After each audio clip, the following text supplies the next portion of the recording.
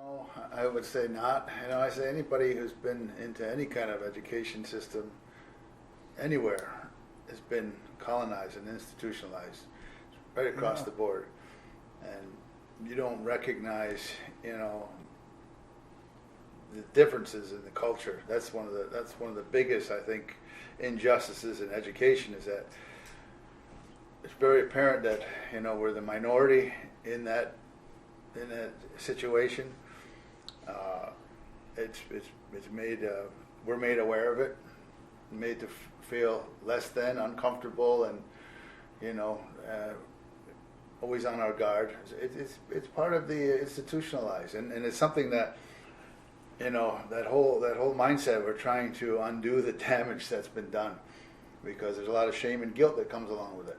And when you're learning that right from kindergarten up, and it's all these things that are contrary to our teachings, which is the common good, the clan system, our community, and we're always talking, in broad terms and inclusively. Where right in kindergarten, you get the gold star for being number one. The heck with your neighbor. Work hard.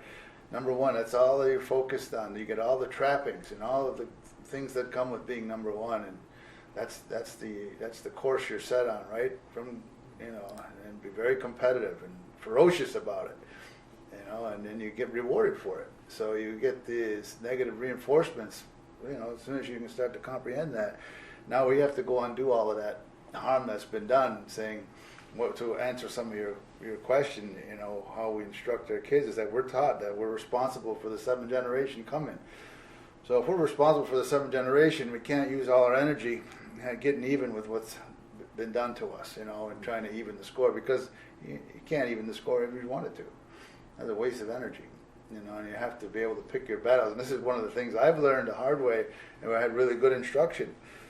You have to really pick and choose your battles, because you're going to really have to stand up for something someday. You can't, you have to know what those are. What's your values? What are your beliefs? You can't just be aimlessly, bouncing around, because there's no foundation to it. There's no stability, no roots. So that's what our culture has. It has that reverence for the natural world. I mean, that whole tree of peace is, and having the clan system, we're intermeshed. It's a kinship with the natural world. We're not superior to. We're related. They're relatives. We're taught that, and this lacrosse stick right here teaches us that. That wooden stick, represents everything that grows, all that comes from the earth, and that we can't play the Creator's game without it. There's a relationship there, and we don't go clear cut all the hickory trees to make a profit for someone's personal gain. That's not what we do. It's a spiritual agenda, spiritual,